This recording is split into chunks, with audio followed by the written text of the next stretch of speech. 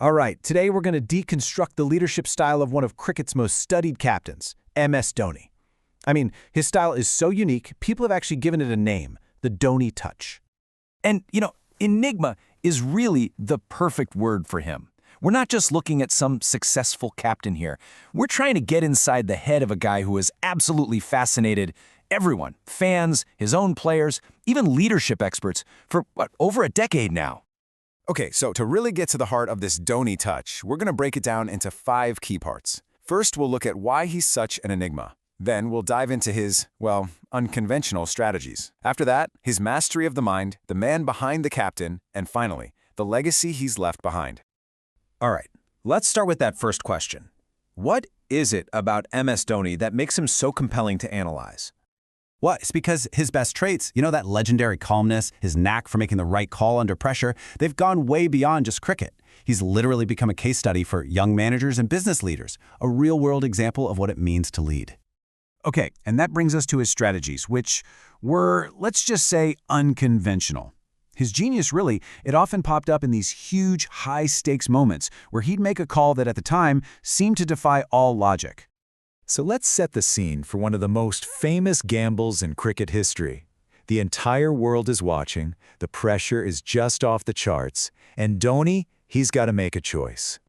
And what's so fascinating is that even his opponent, Misbah-ul-Haq, kind of saw it coming. He knew that with the short boundary, putting on a spinner would be a massive risk. So you see, Dhoni's decision wasn't just some wild guess. It was a totally calculated risk backed by this insane self-belief that literally turned an unknown bowler into a national hero overnight. Here's another brilliant example of that tactical mind at work. Remember the 2011 World Cup final? When Dhoni promoted himself up the order ahead of an in-form Yuvraj Singh? Everyone was shocked, but Sachin Tendulkar later explained there were 2 genius reasons. First, it created a left-right batting combo to mess with the Sri Lankan spinners. And second, he knew Muralitharan's bowling inside and out from playing with him in the IPL. I mean, that's just pure tactical genius. But Dhoni's strategy, it wasn't just about the bat and ball. A lot of it was pure psychological warfare, especially when he was up against a team like Australia, who basically thought anytime they lost, it was just a fluke, an upset. So get this, before they even won the match, he sends a clear message to his own team. And no, this wasn't about being disrespectful. It was all about controlling the story, the narrative. He actually told the batsman out in the middle, look, just give them a firm handshake, but show zero emotion. This was a very deliberate move, a tactic designed to get inside the heads of the most dominant team in the world. And that quiet, muted celebration, it sent a powerful message straight to the Australians. Hey, beating you guys here in your own backyard, that wasn't a fluke. It wasn't an upset. For us, it's just business as usual. So that brings us to what might be his greatest weapon of all, his incredible control over the mind. Not just his own, but his opponent's too. There's this idea called the empty attic theory, which actually comes from Sherlock Holmes. It really helps explain Dhoni's legendary focus. The idea is simple. Your brain is like an empty attic. A smart person only fills it with useful stuff, so there's no clutter crowding out what's important. And Dhoni, he lived by that. It explains those famous stories, like him once asking a friend who the astronaut Sunita Williams was. It wasn't that he was being ignorant or disrespectful. He was just practicing extreme focus. By keeping that mental attic clear, he saved all his energy for what actually mattered on the cricket field. And this mental clarity was backed up by a leadership style built on 4 huge pillars.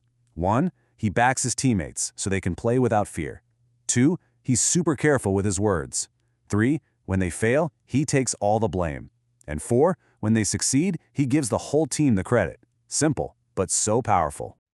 Okay, so to really understand the leader, we have to go back and look at the principles that shaped the man himself, way before he was ever known as Captain Cool. You can see his character was forged really early. I mean, as a kid, he had this insane dedication.